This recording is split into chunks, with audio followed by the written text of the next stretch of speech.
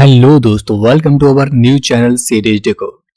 दोस्तों, आज हम इस वीडियो में 2024 में आई क्राइम थ्रिलर सीरीज मुर्शिद का एक्सप्लेनेशन करने वाले हैं। इस सीरीज में हम एक फेमस मुंबई माफिया मुर्शिद की कहानी देखते हैं, जिसमें उसके नीचे काम करने वाला ही दोस्त उसका सबसे बड़ा दुश्मन बन जाता है। तो चलिए बिना किसी देरी के सीरीज शुरू करते हैं। सीरीज की शुरुआत होती है 1993 में मुंबई से, जहां पर फेमस गैंगस्टर मुर्शिद एक बंदे के पास आता है और उससे उसके इलाके में माल बेचने से मना करता है। पर वो बंदा मुर्शिद को ही थ्रेट करने लगता है, क्योंकि चारों तरफ उसके ही आदमी थे। और तब मुर्शिद उसके ही आदमी जमाल से गन लेकर उस बंदे को मार देता है और इस तरह मुर्शिद उस एरिया में भी अपना खौफ बना लेता है। अब नेक्स्ट सीन हमें प्रेजेंट डे का दिखाया जाता है, जहां पर हम एक ड्रग लॉर्ड फरीद के खास आदमी महेश को देखते हैं, जो किसी सलीम नाम के लड़के को कॉल करके कोई काम करने को कहता है। और उसके बाद महेश अपने एक बंदे जुनैद को पैसों का बैग देता है और रास्ते से सलीम को पिक करके समुद्र किनारे जाने को कहता है। दरअसल सलीम और जुनैद वहां पर अफगानियों से पैसे के बदले ड्रग्स लेने गए थे। अब लोकेशन पर जुनैद कार के अंदर ही रहता है और सलीम पैसे के बैग को लेकर अफगानियों से ड्रग्स के बैग को ले लेता है। पर तभी सलीम उन अफगानियों को शूट कर देता है और दोनों बैग अपने कब्जे में ले लेता है। और ऐसा करने के लिए उसे महेश ने ही बोला था। पर यह सब देखकर डर की वजह से जुनैद वहां से सलीम को छोड़कर भाग जाता है। और जब इस बारे में वो महेश को बताता है तो महेश उसे अपने गोडाउन में रुकने के लिए बोलकर खुद समुद्र किनारे जाकर सलीम से पैसे और ड्रग्स दोनों के बैग्स ले लेता है और वहीं पर सलीम को शूट कर देता है। महेश सलीम की डेड बॉडी को समुद्र के पानी में फेंक देता है और उन बैग्स को आयब को दे देता है। आयब भी फरीद का ही खास आदमी था। आयब उन दोनों बैग्स को अपने रखेल के रूम में रखकर लॉक कर देता है और वहां से वापस लौटने के बाद महेश माल की चोरी का इल्जाम जुनैद पर डाल देता है। वो उसे टॉर्चर करके पूछने लगता है कि सलीम कहाँ है और उन दोनों ने उनके माल को कहां पर छुपाया है। महेश अपने बंदों से जुनैद को बुरी तरह पिटवाता है और इस बारे में वो फरीद को कॉल करके भी बता देता है और फरीद गोडाउन आने की बोल देता है। अब दूसरी तरफ हम मुर्शिद को देखते हैं, जो गैंगस्टर गिरी छोड़कर फकीरों की तरह जिंदगी जी रहा था।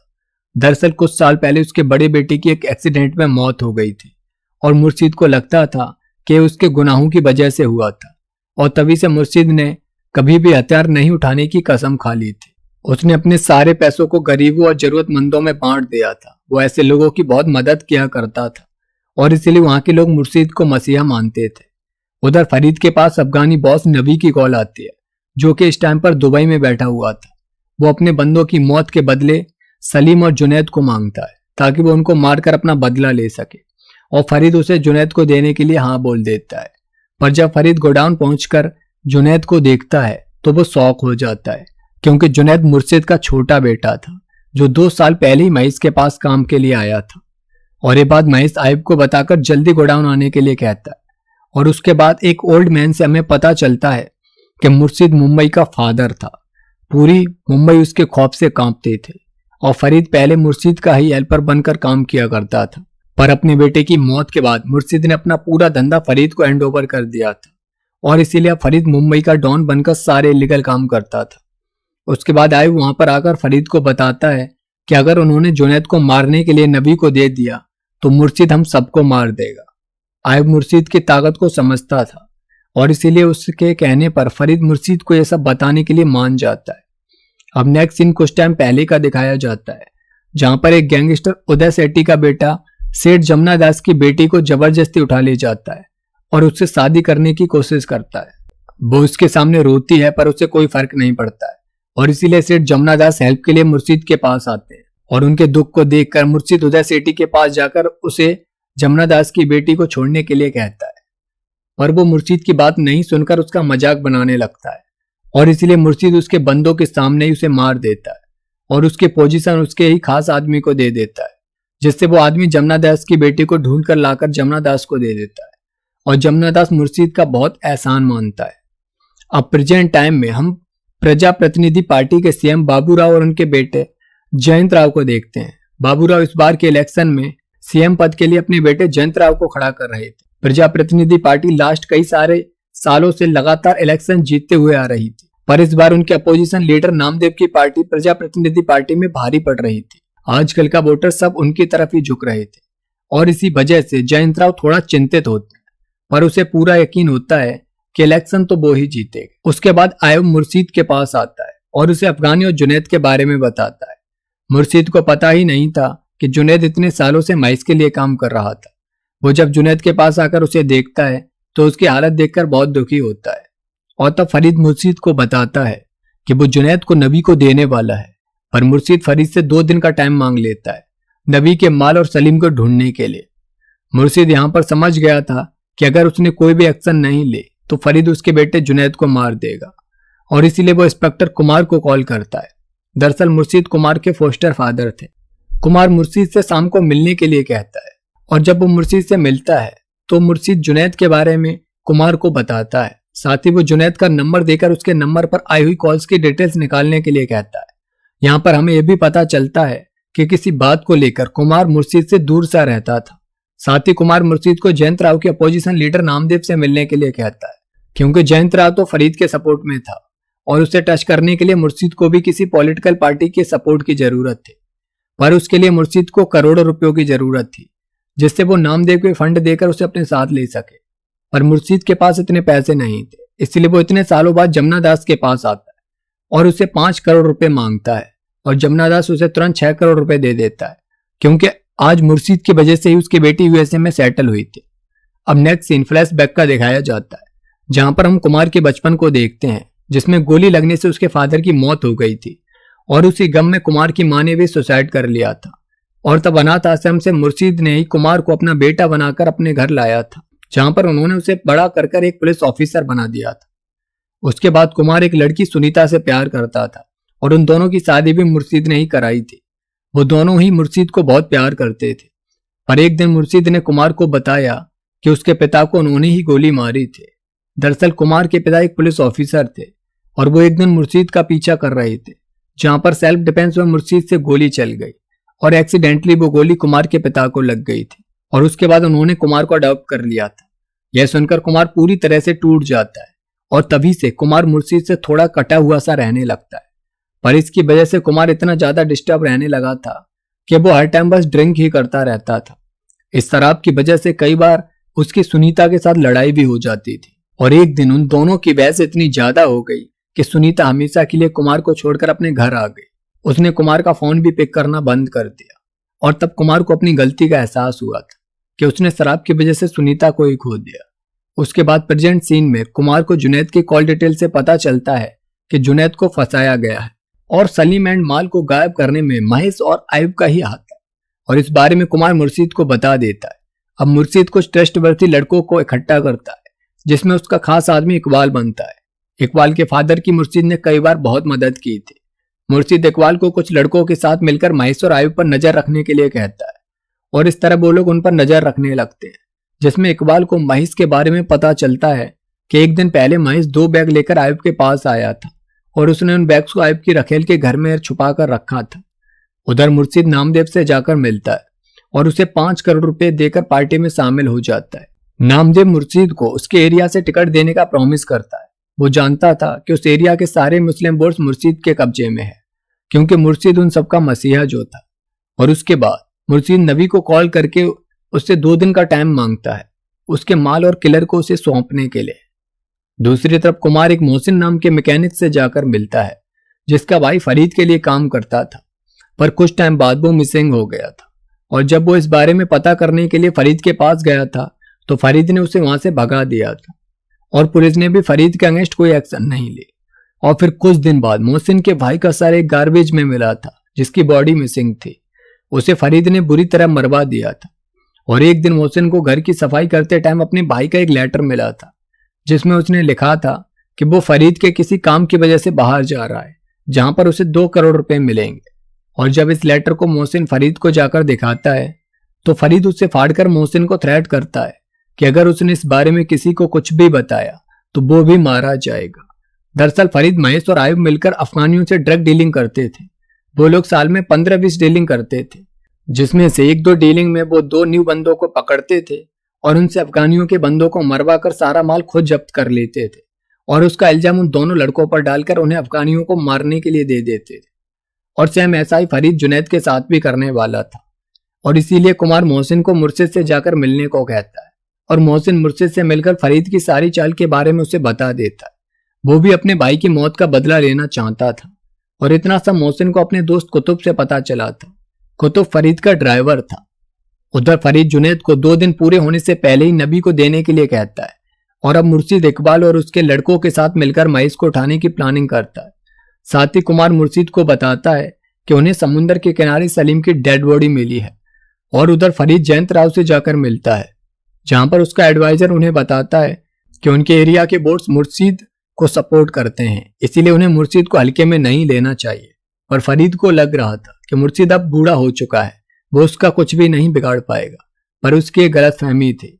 मुर्शिद अपने लड़कों के साथ मिलकर महेश के बेटे को उठा लेता है और महेश को किडनैप करके उसके बेटे के पास लेकर आता है, जहां पर वो नबी के माल के बारे में उससे पूछता है। पहले तो महेश कुछ भी नहीं बताता है, पर जैसे इकबाल उसके बेटे के पैर पर गोली चला देता है तो वो बता देता है कि माल आयब के रखेल के पास है और इसीलिए मुर्शिद महेश के बेटे को छोड़ देता है और महेश के जरिए वो जुनैद को भी फरीद के गोडाउन से बाहर निकलवा लेता है।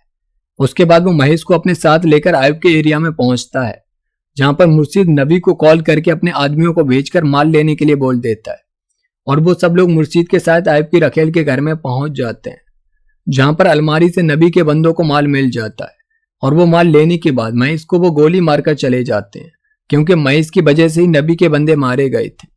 और जब ये बात आयब फरीद को बताता है तो फरीद मुर्शिद को धमकी देने लगता है कि वो उसके बेटे को मार देगा और इस तरह से फरीद मुर्शिद को फिर से गन उठाने के लिए मजबूर कर देता है, जिसमें मुर्शिद सबसे पहले आयब को ठोंक देता है और ये सब जानकर फरीद बहुत गुस्सा करता है और इस तरह मुर्शिद फिर से एक्टिव हो जाता है।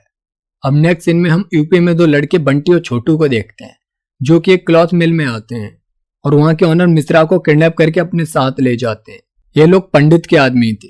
दूसरी तरफ हम आईबी के इंस्पेक्टर अजय मेहरा को देखते हैं, जिसके पास फरीद की कॉल आती है और वो उसे मिलने के लिए बुलाता है, जहां पर फरीद उसे बताता है कि मुर्शिद ने उसके 2 लोगों को मार दिया है, इसीलिए मुर्शिद के साथ काम करने वाले सारे लोगों की डिटेल्स उसे चाहिए और इसकी जानकारी मोहसिन मुर्शिद को जाकर देता है और वो इस अजय मेहरा को हैंडल करने के लिए अपने एक दोस्त से कहता है। उधर पुलिस जब मर्डर स्पॉट पर इन्वेस्टिगेशन करती है तो वहां पर कोई भी मुर्शिद के अगेंस्ट गवाही ही नहीं दे रहा होता है, क्योंकि उसका डर बहुत फैल चुका था। और जब इस बारे में जयंत राव को पता चलता है तो वो समझ जाता है कि मुर्शिद को वो लोग हल्के में ले रहे थे, इसीलिए इलेक्शन तक जयंत राव फरीद को शांत रहने के लिए कहता है ताकि उन लोगों के गैंग वॉर का असर उसके इलेक्शन पर नहीं पड़े। पर फरीद के सर पर तो मुर्शिद को मारने का भूत चढ़ा हुआ था। इस गैंग वॉर के बाद होम मिनिस्टर भी कमिश्नर को सुनाते हैं और फरीद को शांत रहने के लिए कहते हैं, क्योंकि कमिश्नर फरीद का दोस्त था, इसीलिए वो भी उसे समझाता है, पर फरीद को कुछ भी समझ नहीं आ रहा होता है। दूसरी तरफ अजय मेहरा को मुर्शिद के कॉल रिकॉर्ड से पता चल जाता है कि कुमार ने उसकी हेल्प की थी महेश और आयब को रास्ते से हटाने के लिए और वो कॉल करके इस बात की जानकारी मुर्शिद को दे देता है। साथ ही अजय मेहरा मुर्शिद के सारे लोगों के फोटोज फरीद को सेंड कर देता है। उधर यूपी में पंडित मिश्रा की वाइफ को कॉल करके पैसे लेने को कहता है। वो इस तरह की फिरौती के काम किया करता था, जिसमें उसका खास आदमी बंटे ही था। अब फरीद अपने कुछ लड़कों को हथियार देकर मुर्शिद को मारने के लिए भेजता है, जिसके बारे में जयंत राव को पता चल जाता है और इसीलिए वो पुलिस फोर्स भेजकर उन्हें रास्ते में ही रोक देता है और फरीद से कॉल करके कहता है कि वो अपने लड़कों को वापस बुला ले, क्योंकि वो इलेक्शन से पहले कोई भी खून खराबा नहीं चाहता है। दूसरी तरफ अजय मेहरा के पास एक लड़की आती है। वो दोनों होटल में ड्रग्स लेते हैं और एंजॉय करते हैं और तभी वहां पर एनसीबी की टीम पहुंच जाती है। वो मेहरा के रूम से ड्रग्स बरामद कर लेती है और इस केस में वो फ्रेम हो जाता है, जिससे मेहरा बहुत डर जाता है और तब मुर्शिद उसे कॉल करके खुद से दूर रहने के लिए कहता है और मेहरा डर की वजह से उससे माफी मांगकर इन सबसे दूर हो जाता है। अब नेक्स्ट डे मुर्शिद को नामदेव अपनी पार्टी में शामिल कर रहा होता है, जहां पर उन लोगों ने कुछ मीडिया वालों के साथ एक छोटी सी मीटिंग रखी थी, जहां पर फरीद का एक आदमी मुर्शिद को मारने के लिए मीडिया वाला बनकर पहुंच जाता है और इस बारे में कुतुब को पता चल जाता है। इसीलिए वो फरीद को गन पॉइंट पर लेकर उस आदमी को वहां से हटने के लिए बोलता है और इस तरह से कुतुब की वजह से मुर्शिद एक बार फिर से बच जाता है। पर इसके बाद फरीद कुतुब को मारने के लिए उसके पीछे पड़ जाता है। फरीद के लोग कुतुब को हर जगह ढूंढने लगते हैं, क्योंकि वो अपनी जान बचाकर कहीं छुप गया था। अब यहाँ पर सारे लोग मुर्शिद के मुरीद थे और कुछ उससे डरते भी थे। इसीलिए इस बार फरीद यूपी में पंडित को कॉल करके किसी बंदे को भेजने के लिए कहता है, जो मुर्शिद को चुपचाप मार के वहां से निकल जाए, और इसके लिए पंडित बंटी को मुंबई फरीद के पास जाने के लिए कहता है। साथ ही पंडित मिश्रा की वाइफ से पैसे लेकर उसे छोड़ देता है।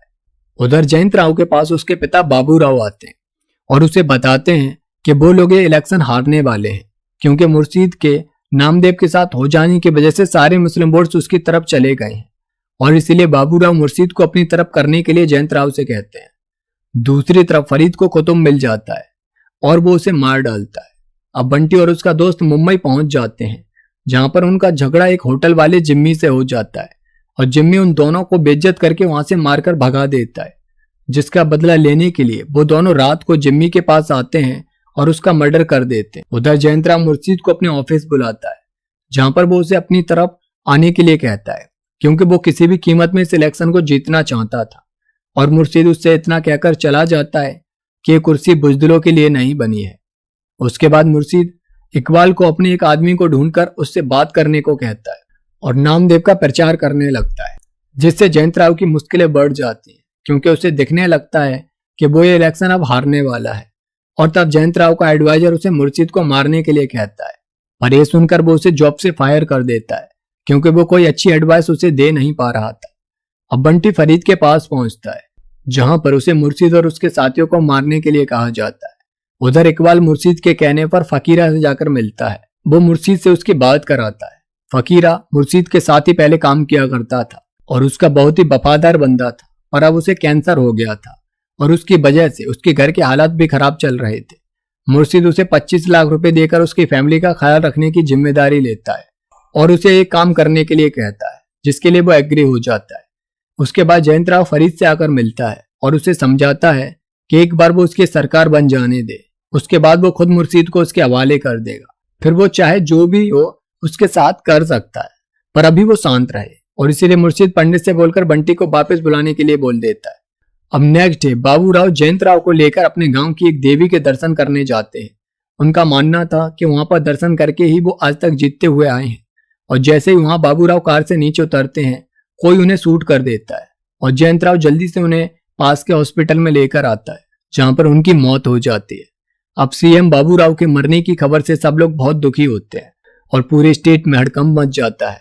इस मर्डर की जिम्मेदारी आतंकी संगठन जैसे मोहम्मद लेता है, पर बाबू राव की मौत के बाद जयंत राव को सिंपैथी मिलना शुरू हो जाती है और मुर्शीद नामदेव को बताता है कि वो इलेक्शन अब हार चुके हैं, अब स्टेट का वोटर जयंत राव को ही वोट करेगा, और ऐसा होता भी है। इस इलेक्शन को जयंत राव जीत जाता है और सबसे कम उम्र का सीएम बन जाता है। उधर मुर्शीद सुनीता को कॉल करके समझाता है कि वो कुमार के पास वापस लौट आए। अब क्योंकि सुनीता मुर्शीद की बहुत इज्जत करती थी, इसीलिए वो उसकी बात मानकर कुमार के पास लौट आती है, जिससे कुमार बहुत खुश होता है और वो दोनों मुर्शीद के पास रात को खाना खाने के लिए भी आते हैं। उसके बाद मुर्शीद का एक आदमी उसे बताता है कि फरीद पुलिस के साथ मिलकर उसका एनकाउंटर करने वाला है, इसीलिए वो शहर छोड़कर चला जाए, और मुर्शीद कहीं भी भागने से मना कर देता है। अब पुलिस की एक टीम बनाई जाती है जो कि मुर्शीद का एनकाउंटर करने के लिए जाने वाले थे। इस टीम में कुमार को भी शामिल किया जाता है। उसे कहा जाता है कि अगर उसने मुर्शीद के एनकाउंटर में उनका साथ नहीं दिया तो वो मुर्शीद की हेल्प करने के केस में उसे सस्पेंड कर देंगे और उस पर कार्रवाई भी होगी, इसलिए मजबूरी में वो उन पुलिस वालों के साथ रहता है। फरीद जयंत राव को कॉल करके खुद मुर्शीद को मारने की बात करता है और तब वो बोल देता है कि एनकाउंटर के टाइम वो स्पॉट पर पहुंच जाए, उसे गन असिस्टेंट कमिश्नर शर्मा से मिल जाएगी। अब प्लान के अकॉर्डिंग पुलिस मुर्शीद को उसके घर पर अरेस्ट करके स्पॉट पर लेकर आती है, जहां पर उन्होंने उसका एनकाउंटर करने की प्लानिंग की थी। वहां पर कुमार भी मौजूद होता है और यहाँ पर शर्मा गन को फरीद को नहीं देकर मुर्शीद को दे देता है और मुर्शीद फरीद को शूट कर देता है। और यहाँ पर हमें पता चलता है कि जब मुर्शीद जयंत राव से मिलने गया था तब मुर्शीद ने ही उसे बाबू राव को मारकर सिंपैथी वोट लेने का आइडिया जयंत राव को दिया था, और मुर्शीद ने ही फकीरा से बाबू राव पर गोली चलवाई थी और ऐसे सीन क्रिएट किया जैसे लगे कि सब जैसे मोहम्मद ने किया है। और इसके बदले में मुर्शीद ने जयंत राव से फरीद को मांगा था। अब फरीद को मारने के बाद मुर्शीद गन कुमार के हाथों में देकर उसे मारने के लिए कहता है ताकि उसके दिल का बोझ कम हो जाए, पर कुमार उसे बोल देता है कि उसके दिल में अब उनके लिए कोई गुस्सा नहीं है, और ये सुनकर मुर्शीद बहुत खुश होता है। उसके बाद जयंत राव फरीद की कुर्सी मुर्शीद को देने के लिए उसे कॉल करता है, पर मुर्शीद उससे कहता है कि फरीद की कुर्सी उसके लिए छोटी है, अगर कोई और कुर्सी हो तो वो उसे दे सकता है। यानी मुर्शीद अब राजनीति में आना चाहता था, और यहीं पर इस सीरीज की भी एंडिंग हो जाती है। तो दोस्तों, आपको इस सीरीज कैसी लगी कमेंट करके जरूर बताना। साथ ही चैनल को सब्सक्राइब करके वीडियो को लाइक कर देना। आप लोग इस चैनल को थोड़ा सा प्यार देकर अपने फ्रेंड्स और ग्रुप में शेयर कर सकते हैं, जिससे हमारी मेहनत का रिजल्ट हमें अच्छे से मिल सके, क्योंकि व्यू बहुत ज़्यादा कम आ रहे हैं। तो इसी के साथ मिलते हैं नेक्स्ट वीडियो में एक और मूवीज एंड सीरीज के साथ। तब तक के लिए जय हिंद।